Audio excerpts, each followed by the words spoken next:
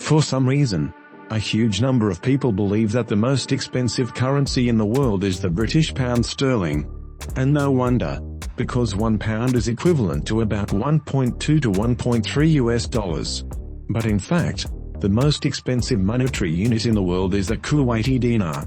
It is almost 2.5 times more expensive than a pound sterling.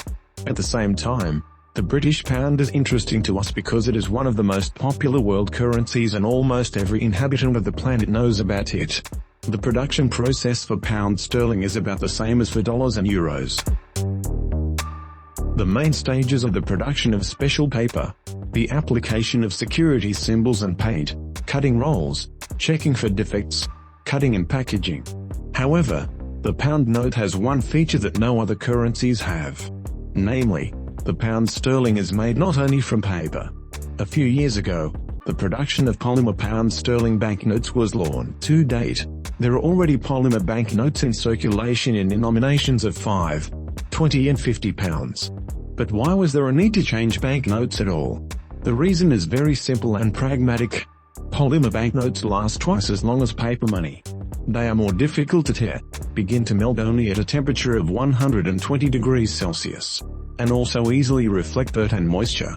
And most importantly, such banknotes are much more difficult to counterfeit. Pound banknotes are made on the basis of biaxially oriented polypropylene film, or simply BOP film. A feature of the production of polymer banknotes is the calculation for the application of multiple layers. That is, different materials are layered on top of each other until the desired banknote is attained. This greatly distinguishes the production of polymer pounds from the manufacture of many other banknotes in the world. In addition, the pound sterling is one of the few national currencies that has retained its original name to this day. Researchers believe that this name appeared in the 12th century and originally meant a pound of pure silver.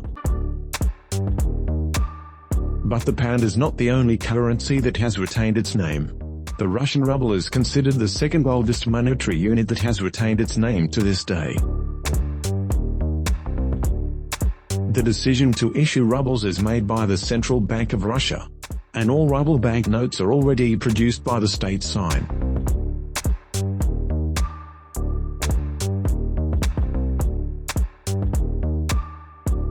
Paper for the production of rubles is unusual.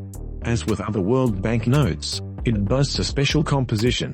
It also includes reagents, watermarks, fabric fibers and polymer threads. The material has high rates of moisture resistance, abrasion, resistance to light and other protective qualities. I will add that a special solution is added to the composition of the paper, visible only under ultraviolet rays. After the paper hits the machine, it needs to be inked and printed. After this stage, the uncut sheets are sent to a special workshop, where they are cut into separate banknotes.